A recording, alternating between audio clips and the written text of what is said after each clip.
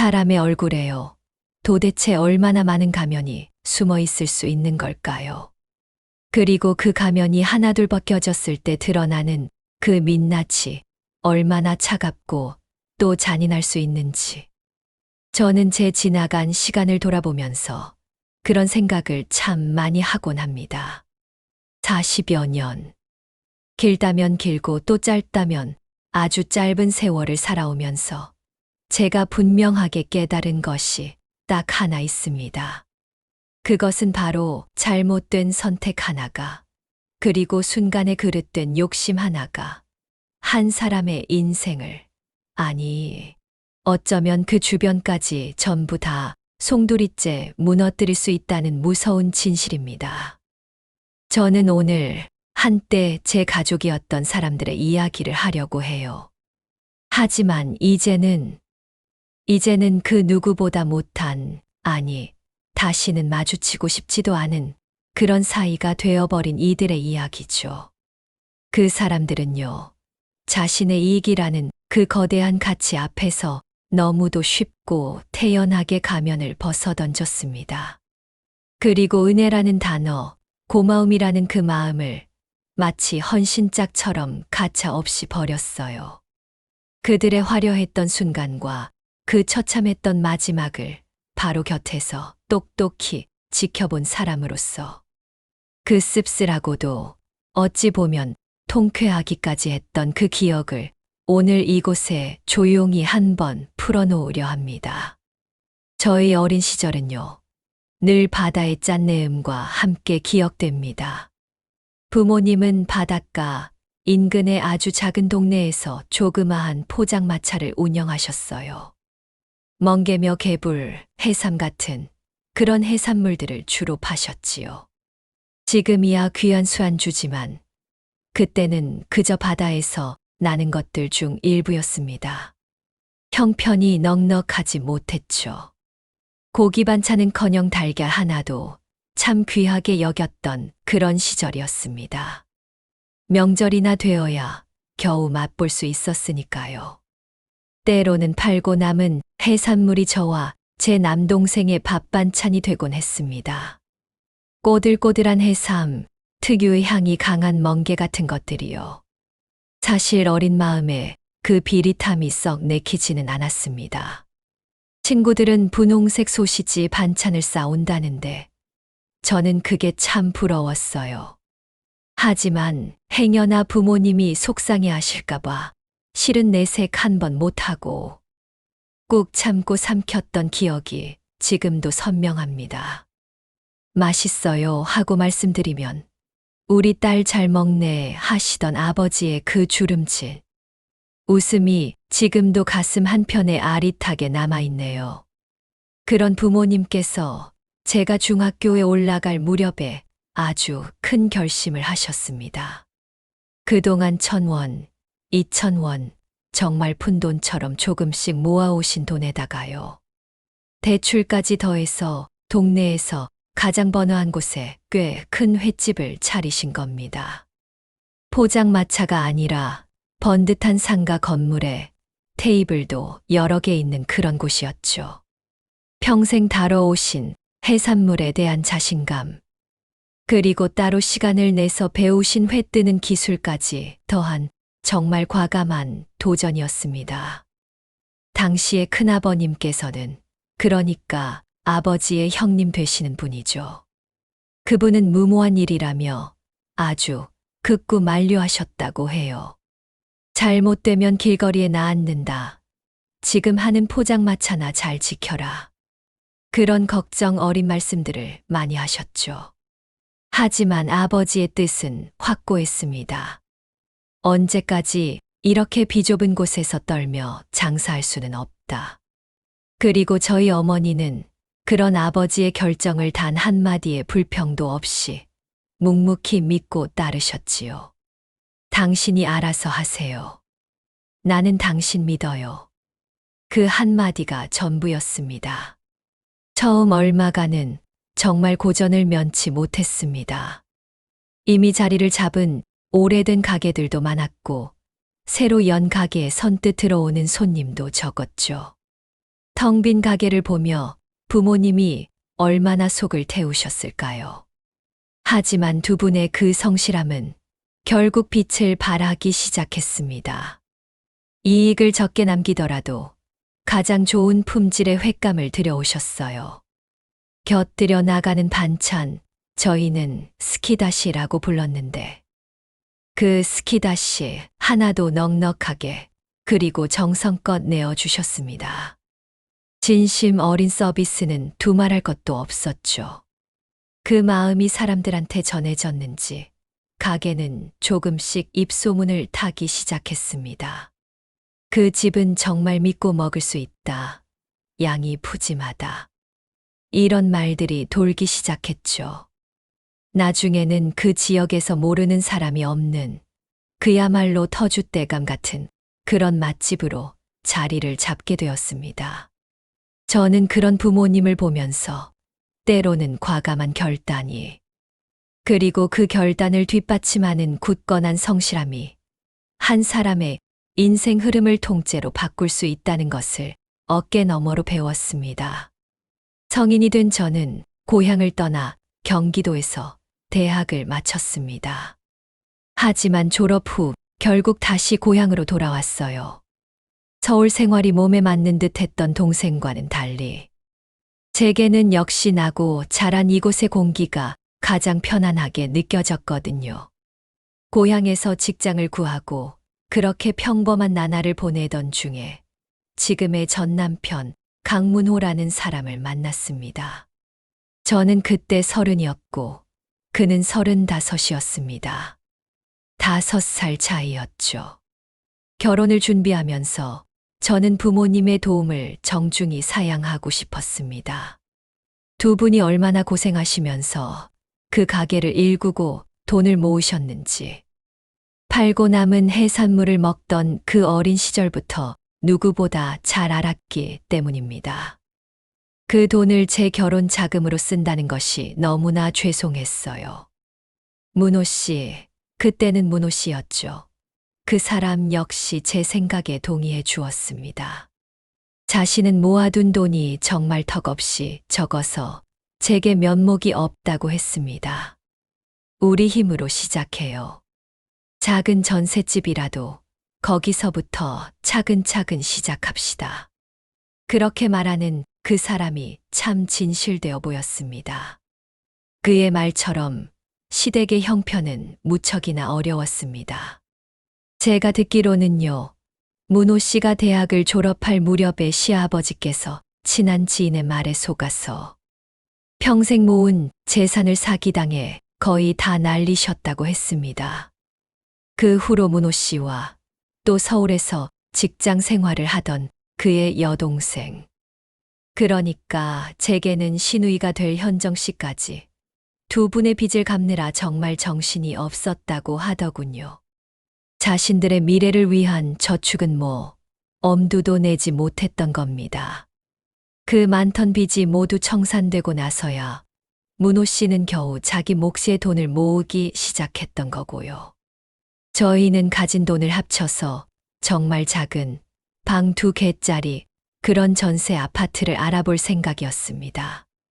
하지만 저희 부모님은 그런 저희를 며칠간 물끄러미 바라보시더니 어느 날 저와 문호 씨를 조용히 부르셨습니다. 그리고는 전혀 예상치 못한 말씀을 하셨어요. 부모님께서 예전에 투자 목적으로 사두신 작은 아파트가 2채 있었는데 그중 한 곳을 저희 신혼집으로 내어주시겠다는 것이었습니다. 마침 세입자가 이사를 나가게 되었다면서 월세도 받지 않을 테니 그곳에서 편하게 살면서 돈을 모으라고 하셨습니다. 우리 딸 고생시키고 싶지 않다. 그리고 사위 될 사람 어깨 펴고 살게 해주고 싶다. 자식 된 도리로 저희는 정말 괜찮다고, 이렇게 큰 도움을 받을 수는 없다고 거절하려 했습니다. 하지만 부모로서 이 정도는 꼭 해주고 싶다는 부모님의 그 간곡한 말씀에 저희는 결국 그 제안을 받아들일 수밖에 없었습니다. 문호 씨는 그 자리에서 눈물까지 글썽이며 감사해 했습니다. 가세가 기운 탓에 그는 결혼을 준비하는 내내 어딘가 주눅이 들어 있었거든요. 그런데 이렇게 예상치 못한 큰 도움을 받게 되니 정말 감격한 듯 보였습니다. 장인어른, 장모님, 정말 감사합니다. 제가 평생 잘하겠습니다. 아버지는 그런 그의 어깨를 툭툭 두드리시며 말씀하셨지요. 가난은 죄가 아니야, 강서방. 우리 지안이만, 내 딸만 행복하게 해준다면 나는 무엇이든 도울 준비가 되어 있네. 그날의 그 따뜻했던 분위기, 그 감사함이 저는 아직도 기억이 나는데 말이죠. 그렇게 저희의 신혼생활은 친정의 정말 전폭적인 지원 속에서 시작되었습니다. 저희는 월세라도 관리비라도 저희가 내겠다고 어떻게 공짜로 사느냐고 몇 번이나 말씀드렸지만 부모님은 손사래를 치시며 끝끝내 받지 않으셨습니다. 그 돈 아껴서 너희들 맛있는 거 사 먹고 얼른 손주나 안겨다오. 그게 부모님의 유일한 바람이셨어요. 문호 씨는 그 죄송함과 감사함을 어떻게든 갚으려는 듯이 저희 부모님께 유난히 잘했습니다. 퇴근하고 집에 오면 피곤할 법도 한데 부모님 가게가 바쁜 날이면 저보다 먼저 장모님, 제가 가겠습니다 하고 달려갔습니다. 가서 서빙을 돕고 묵묵히 빈 그릇을 치우고 주방 일을 거들었죠. 한 번은 어설프게 회를 들여다가 비싼 생선을 다 망쳐놓기도 했습니다. 아버지는 그걸 보시면서 아이고, 저 비싼 걸 하시면서도 그런 사위의 마음 씀씀이를 무척이나 귀여워하셨습니다. 됐네, 강서방. 그 마음만 받겠네. 회는 내가 떠야지. 저 역시 그런 남편이 참 고마웠습니다. 그래서 저도 시댁 식구들에게 잘하려고 정말 많이 노력했습니다. 시부모님은 처음 저를 보셨을 때 아들 혼사 길이 막힐까봐 걱정이 많았는데 저 같은 며느리가 들어와서 아들 인생이 폈다며 제 손을 꼭 붙잡고 고마워하셨습니다. 지안이 내가 복덩이다. 복덩이야. 제가 아들을 임신했을 때는요, 사시던 옆 지방에서 저희 집까지 수시로 오가시며 이것저것 먹을 거리를 챙겨주셨지요. 입덧 때문에 제가 잘 못 먹고 앙상해진 모습을 보시면서 아이고, 우리 며느리 어쩌나 하시며 안쓰러워 하시던 그 눈빛을 저는 분명히 기억합니다. 그래요. 그때는 다들 정을 나눌 줄 아는 분들이라고 저는 그렇게 생각했습니다. 그래서 저도 제 마음을 나누고 싶었어요. 당시 시부모님은 그 많던 빚을 다 갚고도 여전히 낡고 허름한 투룸 월세방에 살고 계셨습니다. 제가 한번 가봤는데 보증금 500만 원에 월세 55만 원짜리 집이었어요. 오래된 주택이라 방과 화장실에는 검은 곰팡이가 가득했습니다. 들어서는 순간부터 퀴퀴한 냄새가 났죠. 물건을 잘 버리지 못하시는 시어머니, 박 여사님의 습관 탓에 집은 늘 발 디딜 틈 없이 답답해 보였습니다. 그런 곳에 두 분이 사시는 것도 또 그런 부모님을 보며 속상해하고 죄스러워하는 남편의 그늘진 모습을 보는 것도 제 마음을 참 아프게 했습니다. 그래서 저는 정말 큰 결심을 했습니다. 결혼 전 제가 직장 생활을 하며 차곡차곡 모아두었던 돈을 꺼냈습니다. 친정에서 신혼집을 해결해 주셨기에 그 돈이 고스란히 남아 있었거든요. 저는 그 돈으로 보증금 5천만 원에 월세 60만 원짜리 아주 깨끗하고 햇볕 잘 드는 3룸 아파트를 제 명의로 얻었습니다. 그리고 두 분을 그곳으로 이사시켜 드렸어요. 월세 60만 원이 조금 부담되실까봐 그중 20만 원은 저희 부부가 매달 보태어 드리기로 했습니다. 그날 박 여사님은 그 새 집을 둘러보시면서 정말 아이처럼 좋아하셨습니다. 아이고 세상에. 곰팡이 냄새 대신에 햇살이 가득 들어오네. 이런 고마운 때가 어디 있느냐, 며느라. 제 손을 거듭거듭 잡으셨습니다. 저는 사실 전세까지는 못 해드려서 죄송한 마음이었는데, 그렇게까지 기뻐하시는 모습을 보니까 제 마음도 참 따뜻해졌습니다. 신우이 현정 씨도 제게 따로 전화를 걸어왔어요.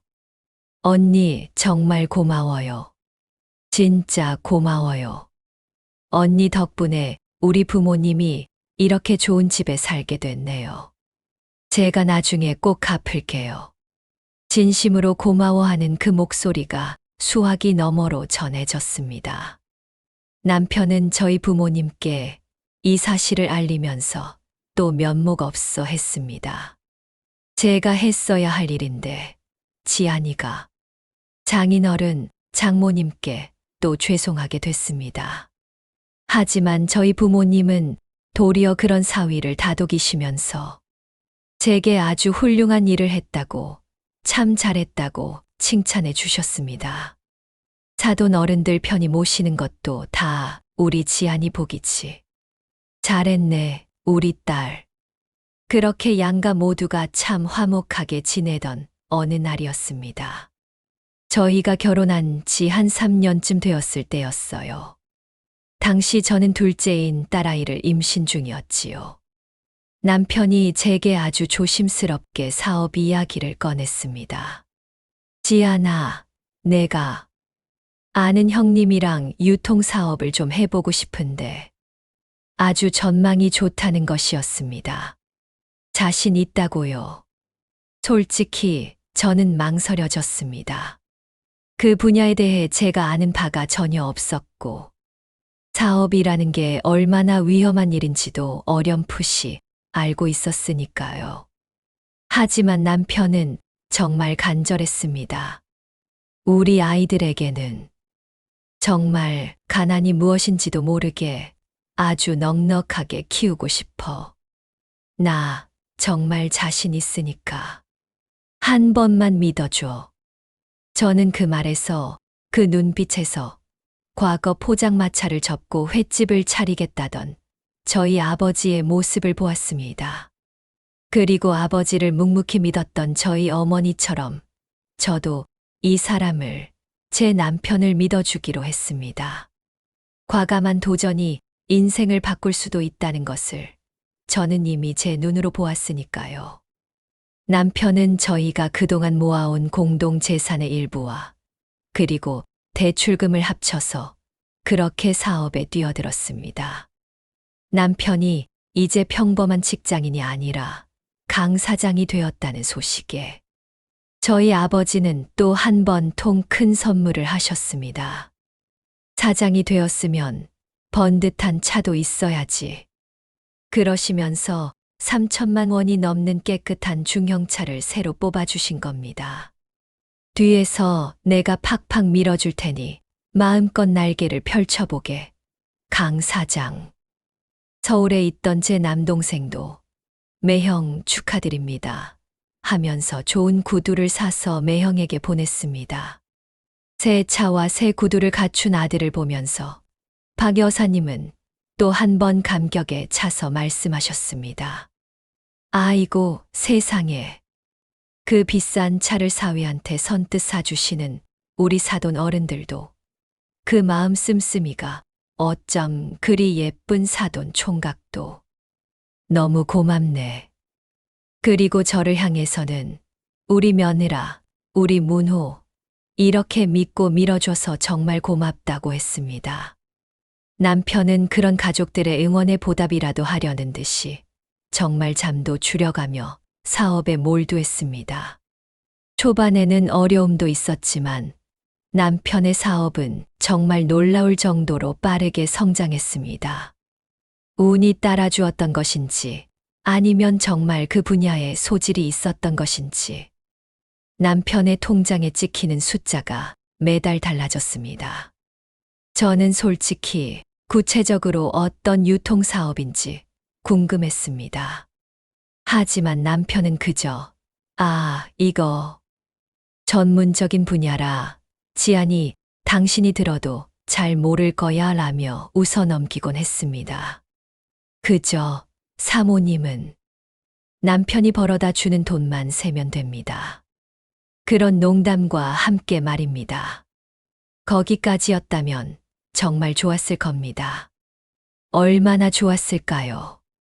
하지만 그 성공이라는 것이 남편을 그리고 시댁 식구들을 조금씩 아주 조금씩 다른 사람으로 만들어가고 있었습니다. 남편은 언젠가부터 기고만장해졌습니다. 과거에는 제가 절약하며 알뜰하게 살림을 꾸리는 모습을 보면서 지안이는 참 현명해. 당신 덕분에 돈이 모여라며 저를 지켜 세우던 사람이었습니다. 그런데 이제는 저를 보면서 궁상이라는 단어를 입에 담기 시작했습니다. 제가 인터넷으로 아이들 옷을 고르고 있으면 옆에 와서 혀를 찼습니다. 아직도 그런 거 봐. 백화점에 가서 비싼 옷 사 입히라고. 아니, 애들은 하루가 다르게 크는데 수십만 원짜리 옷을 어떻게 입혀? 이건 과소비야. 제가 그렇게 말하면 남편은 싸늘하게 말했습니다. 부모가 돈 아끼는 건 애들도 다 알아. 내가 창피해 정말. 성공한 사업가인 자신의 체면이 저 때문에 깎인다는 것이었습니다. 생활비를 넉넉하게 주는 것도 아니었습니다. 자기 명의의 카드를 제게 주면서 쓰라고 했지만 결제 내역이 문자로 날아갈 때마다 생색을 냈습니다. 오늘 돈 좀 썼네. 나 같은 남편 둔 걸 정말 감사하게 생각해. 당신 복 받은 여자니까 나한테 잘하라고. 그리고 제 가슴에 비수처럼 꽂혔던 그 말. 솔직히 평범한 직장인이었던 당신이 어떻게 나 같은 남편을 만났겠어. 그 말을 듣는데 머리가 띵했습니다. 점점 콧대가 높아진 남편은 저를 마치 자신의 발 아래 두려는 듯이 행동했습니다. 제가 무슨 말만 하면 툴툴거렸고 당신이 뭘 아느냐는 식이었습니다. 쇼핑을 가서는 자신의 것만 비싼 명품으로 휘감고 돌아왔습니다. 그리고 어느 날 저희 아빠가 사주신 그 3천만 원짜리 차. 몇 년 되지도 않았는데 그걸 저한테 당신이나 타 하고 그냥 줘버리고는 저와 상의 한마디 없이 억대가 넘는 비싼 외제차를 대출로 사왔습니다. 체면 유지를 위해서 이 정도는 끌어줘야 사람들이 날 무시 안 해. 그게 이유였습니다. 친정 부모님께 그토록 잘하던 살가운 사위의 모습도 온데간데 없이 사라졌습니다. 저희 아빠는 사위가 자신이 사준 차를 그렇게 헌신짝처럼 버린 것에 대해 내심 서운해 하셨습니다. 하지만 남편은 도리어 아빠에게 이렇게 말하는 것이었습니다. 아버님, 성공한 사업가가 고작 3천만 원짜리 차를 타고 다니면요. 사람들이 저를 무시합니다. 그건 아버님 얼굴에 먹칠하는 거나 마찬가지예요. 그날 저는 집에 돌아와 남편과 정말 크게 다퉜습니다. 당신 회사 다닐 때 연봉이 3,300만 원이었던 사람이야. 어떻게 우리 아빠한테 그런 말을 할 수가 있어? 그렇게 소리쳤습니다. 변한 것은 남편뿐만이 아니었습니다. 남편과 제 사이가 멀어지자 시부모님도, 특히 박 여사님은 저를 대하는 태도가 180도 달라졌습니다. 예전에는 제가 시댁에 가면 버선발로 달려 나와 아이고, 우리 며느라 하며 반기던 분이었습니다. 그런데 이제는 제가 시댁에 가도 눈길조차 잘 주지 않았습니다. 텔레비전만 빤히 보면서요. 제가 무슨 말만 하면 비꼬고 시비를 걸었습니다. 어머님, 식사는 하셨어요? 제가 안부 인사를 건네면 퉁명스럽게 대꾸했습니다. 시간이 지금 몇 시인데 아직 밥도 안 먹었겠냐? 시어미한테 그렇게 할 말이 없어. 아니요. 그게 아니라 어머님이 자주 체하신다고 하셔서 속은 좀 어떠신지 여쭈려 한 거죠. 제 말에는 정말 악담까지 서슴지 않으셨습니다. 뭐, 밥 먹고 체했으면 좋겠어. 지금? 저는 그 이유를 곧 알게 되었습니다. 박 여사님은 제가 요즘 돈 잘 버는 남편에게 대접을 제대로 하지 않는다고 비난했습니다. 남편이 시댁에 가서 제 흉을, 자기 아내 흉을 잔뜩 본 것이지요. 박 여사님은 제게 이런 말까지 했습니다. 만약에 내 시아버지가 내 남편만큼 돈을 벌어다 줬다면 나는 발가락을 손가락이라 해도 네, 맞습니다 했을 거다. 어디 가서 우리 아들 같은 사람 만났겠냐? 운 좋게 능력 있는 남편. 더 쓰면 납작 엎드려서 감사해야 하는 거 아니야? 심지어는 너희 친정이 좀 산다고 해도 우리 아들이 너라. 결혼만 안 했으면 더 잘난 집안 딸들이 줄을 섰을 거다. 그런 망언까지 했습니다. 그 순간 저는 서운함을 넘어서 정말 깊은 배신감을 느꼈습니다. 화장실 들어갈 때 마음이랑 나올 때 마음이 다르다는 말이 바로 이런 것이었습니다. 제가 그리고 저희 친정이 그들에게 베풀었던 그 모든 시간과 마음, 그리고 물질적인 도움들이 그 돈이라는 가치 앞에서 성공이라는 그 허상 앞에서 완전히 부정당하는 기분이었습니다. 그 집안에서 유일하게 제게 미안해하며 어머니, 형님 그러지 마세요 하고 가족들을 말리는 사람은 신우이 현정 씨 단 한 사람뿐이었습니다. 그렇게 하루하루 지쳐가던 무렵 저는 남편의 그 유통사업이라는 것에 대해 아주 불길한 의심을 품게 되었습니다. 의도치 않게 남편의 통화 내용을 엿듣게 되었는데 그 내용이 아무리 생각해도 너무도 수상했습니다. 아, 그쪽 호구들 몇 명 더 구했다고요. 잘했네. 그런 영감들은 한 50만 원씩만 쥐어줘도 아주 눈물까지 흘리면서 고마워한다니까. 원래 없는 것들은 다루기가 쉬워요. 신입 직원한테는 구구절절 설명하지 말고 그냥 현금 챙겨주고 빨리 사인만 받으라고 소리쳐요. 어차피 명예 빌려준 그 호구들이 망하는 거지. 우리가 망합니까? 겁먹지 마. 아무리 들어도 정상적인 사업가의 대화가 아니었습니다. 저는 그날 밤 남편에게 불법적인 일을 하고 있는 것이 아니냐고, 도대체 무슨 사업이냐고 추궁했습니다. 남편은 생사람 잡지 말라며 펄쩍 뛰었습니다. 남의 전화를 엿듣는다며 되레 제게 화를 냈습니다. 그저 거래처와 투자자들 이야기일 뿐인데 워낙 편한 사이라 말을 좀 험하게 한 것뿐이라고 변명했습니다. 하지만 제 의심은 사라지지 않았습니다. 그럴 때마다 남편은 제게 고함을 지르며 억울함을 호소했고 이 사실을 또 시댁에 일러 바쳤습니다. 지안이가 제가 하는 사업을 의심해요. 불법 아니냐고 합니다. 어머니, 박 여사님은 어김없이 제게 전화를 걸어 너 미쳤구나. 멀쩡하게 사업 잘하는 아들을 내가 질투가 나서 그만두라고 난리냐? 하며 악을 썼습니다. 우리 아들이 얼마나 성실하고 정직한 아이인데 감히 불법이 어쩌고 저째. 저는 그 성실함으로 지금 억울한 피해자를 만들고 있는 것 같다고 응수했지만 말은 전혀 통하지 않았습니다. 아마 그 일로 제게 단단히 앙심을 품었는지 박 여사님은 그때부터 노골적으로 저를 핍박하기 시작했습니다. 제가 오랜만에 시댁에 가자 박 여사님은 제 앞에 고무장갑을 툭 던졌습니다. 주방에 기름때가 찌들었다.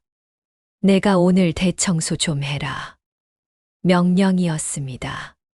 갈 때마다 냉장고 청소, 화장실 청소를 시켰습니다. 이런 부당한 시집살이에 제가 응하지 않자 나중에는 남편까지 가세해서 저를 몰아세웠습니다. 시어머니가 하라면 좀 하는 거지. 어디서 꼬박꼬박 토를 다는 거야? 그러면서 그것이 며느리의 직무유기라는 황당한 말까지 했습니다. 저는 도저히 참을 수가 없어서 내가 며느리지 대개 집종이에요? 하고 맞받아쳤고 그날로 시댁의 발길을 끊었습니다. 남편과의 불화는 이제 돌이킬 수 없을 만큼 깊어졌습니다. 그러던 어느 날 박 여사님이 저희 집까지 쫓아왔습니다. 시부모에게 안부 전화 한 통 없고 집에도 오지 않는다며 저를 다그쳤습니다. 그리고는 제게 정말 황당한 요구 조건들을 늘어놓기 시작했습니다. 앞으로 계속 이 집 며느리로 살고 싶다면 자신이 지금부터 말하는 것을 하나도 빠짐없이 지키라고 했습니다. 첫째, 하루에 2번씩 아침 저녁으로 시부모에게 각각 문안 전화를 할 것. 둘째, 일주일에 3번씩 시댁에 와서 밥을 차리고 뒷정리까지 완벽하게 마칠 것. 셋째, 남편이 무슨 말을 하든 절대 말대꾸하지 말고 하늘처럼 모실 것. 기가 막혀서 말이 나오지 않았습니다. 제가 여기 팔려왔느냐고, 이게 조선시대냐고 묻자 박 여사님은 건방지다며 저더러 선택을 하라고 했습니다. 자신의 말에 복종하든가 아니면 이혼하든가. 그러면서 우리 아들 좋다는 더 좋은 여자는 지금 줄을 섰다. 너 하나 아쉽지 않다고 했습니다. 그때 그들 뒤에 가만히 서 있던 남편 강문호가 입을 열었습니다. 어머니 말씀 잘 생각해. 나는 어느 쪽이든 아쉬울 거 없어. 솔직히 당신처럼 따지고 드는 여자 나도 지쳤거든. 그 말을 하면서 시어머니와 눈짓을 주고받고 희미하게, 정말 희미하게 웃는 그 표정을 제가 보았습니다. 그 순간 깨달았습니다. 두 사람은 저를 쫓아내고 싶었던 겁니다. 제가 실증이 난 겁니다.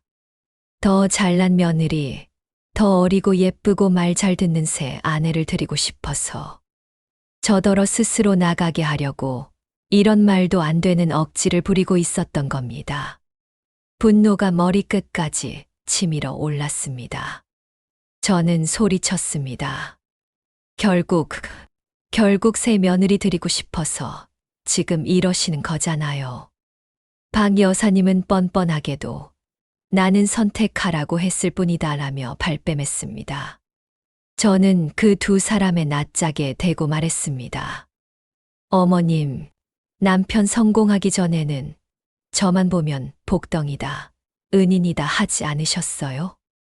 제가 그 좁고 허름한 곰팡이 빈 집에서 제 돈으로 보증금 5천만 원 들여서 이사시켜 드린 건 그건 다 잊으셨어요?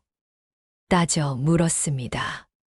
그러자 박 여사님은 저를 비웃었습니다. 째째하게 고작 그 5천만 원 가지고 아직까지 생색을 내는 거냐? 더럽고 치사해서 그 돈 필요 없으니까 당장 가져가. 저는 그 자리에서 그들의 면전에 대고 이혼하겠다고 선언했습니다. 이런 안면몰수, 인면수심의 집안인 줄도 모르고 시집와서 물심양면 다 퍼부었던 제 자신이 너무나 한심했습니다. 제가 이혼이라는 단어를 입에 담자 두 사람의 표정이 오히려 밝아지는 것을 보면서 저는 마지막 남은 정까지 모조리 떨어져 나갔습니다. 저는 그들에게 온갖 악담을 퍼부었습니다. 개구리 올챙이 적 생각 못하고 그렇게 기고만장하더니 어디 그 잘난 아들 끌어안고 얼마나 호강하는지 내가 두 눈 뜨고 똑똑히 지켜보겠습니다. 남편에게는 이렇게 소리쳤습니다. 어려울 때 곁에 있어 준 사람. 그렇게 배신하고 버리는 인간치고 잘 되는 경우 하나도 못 봤으니까. 하늘이 무섭지 않아? 당신. 이혼은 정말 일사천리로 진행되었습니다. 남편은 이때다 싶었는지 당장 짐을 싸서 새 집을 구해 나갔고 시부모 역시 제가 빼버린 그 월세집에서 나와 아들이 구한 더 좋은 집으로 들어갔습니다. 다행히 두 아이들의 양육권은 제가 가져올 수 있었습니다. 남편은 새장가를 가야 한다는 이유로 아이들에게 아무런 관심도 보이지 않았고 양육비까지 일시불로 주겠다고 했습니다. 귀찮다는 듯이요. 재산 분할은 변호사를 선임해 진행했습니다. 다행히 그동안 저희 친정과 제가 남편의 사업 초기와 시댁에 지원했던 그 모든 내역들이 명백하게 인정되어서 제게 유리하게 마무리될 수 있었습니다. 이혼이 모두 정리되던 그날 박 여사님은 제게 마지막까지 뻔뻔한 말을 남겼습니다. 아유, 내 속이 다 시원하네. 우리 아들이 이제 너 같은 여자 말고 너보다 훨씬 잘난 여자를 만날 수 있게 됐어. 그 말을 듣고 있던 저희 아버지는 쯧쯧. 노망이라도 나신 것 같구먼. 당신네 그 싹수가 노란 인간은 앞으로 우리 딸 발가락에 때만도 못한 여자도 못 만날 거요. 그렇게 한마디 쏘아붙이셨습니다. 그렇게 저는 아이들을 데리고 친정으로 돌아왔습니다. 아버지는 부정 탔다면서 저희가 살던 그 아파트를, 당신이 저희에게 주셨던 그 아파트를 바로 팔아버리셨습니다. 그리고 정확히 8달이라는 시간이 흘렀습니다. 저는 아이들과 함께 친정에서 안정을 찾아가고 있었죠. 어느 날 모르는 번호로 전화가 걸려왔습니다. 박 여사님이었습니다. 그녀의 목소리는 제가 알던 그 거만하고 뻔뻔한 목소리가 아니었습니다. 아주 다급하고 절박하고 떨리고 있었습니다. 지안이니? 너 뉴스 봤니? 지금 뉴스 봤어. 우리 아들, 우리 문호가 뉴스에 나왔어. 지금 완전 큰일 났어. 전화를 끊고 뉴스를 찾아본 저는 제 눈을 의심했습니다. 모자이크 처리가 되어 있었지만 저는 한눈에 알 수 있었습니다. 강문호였습니다. 그토록 수상쩍었던 남편의 사업. 그 정체는 바로 형편이 어려운 노인분들을 상대로 한 악질적인 유심강 범죄였습니다. 노인분들에게 접근해서 그분들 명의로 휴대전화를 여러 대 개통시키고 그 명의로 고가의 휴대폰을 할부로 사들여서 그것들을 중고 시장에 되팔아 수익을 챙긴 겁니다. 명의를 빌려준 노인분들은요? 고스란히 그 비싼 휴대폰 할부금과 자신도 모르는 소액 결제 요금을 떠안고 채무 독촉에 시달려야 했습니다. 그 과정에서 대포폰도 대량으로 유통되었다고 합니다. 그뿐만이 아니었습니다.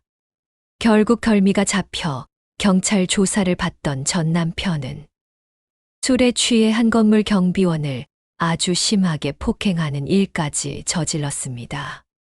징역살이를 할 수도 있다는 그 불안감에 매일 술을 마시고 노상방뇨를 하다가 이를 제지하는 선량한 경비원에게 화풀이를 한 것이었습니다.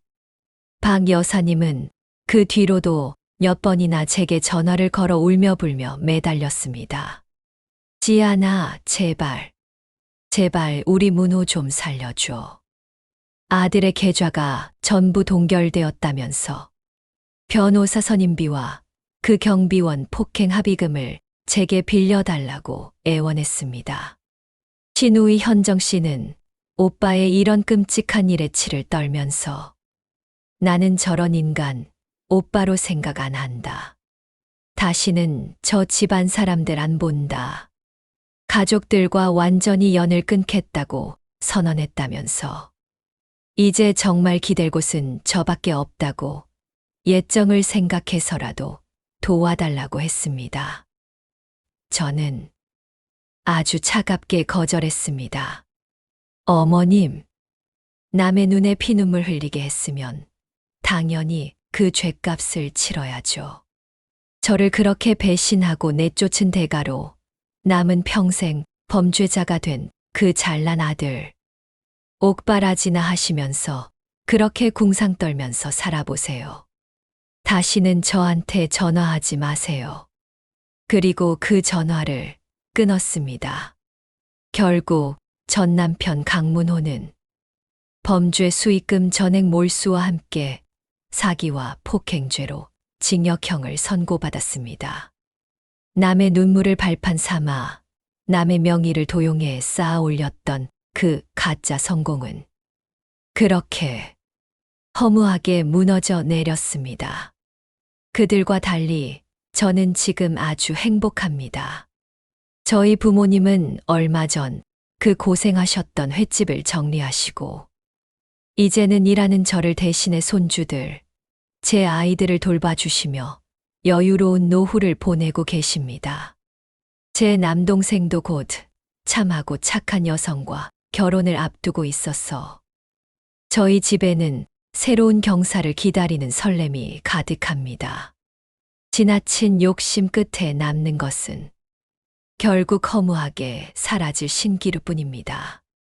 우리가 정말 손에 쥐고 가슴에 품고 살아야 할 것은 그런 헛된 욕망이 아니라 서로를 향한 따뜻한 마음과 가장 기본이 되는 참된 양심이라는 것을 저는 저의 이 아프고도 긴 경험을 통해 다시 한번 깨닫게 되었습니다.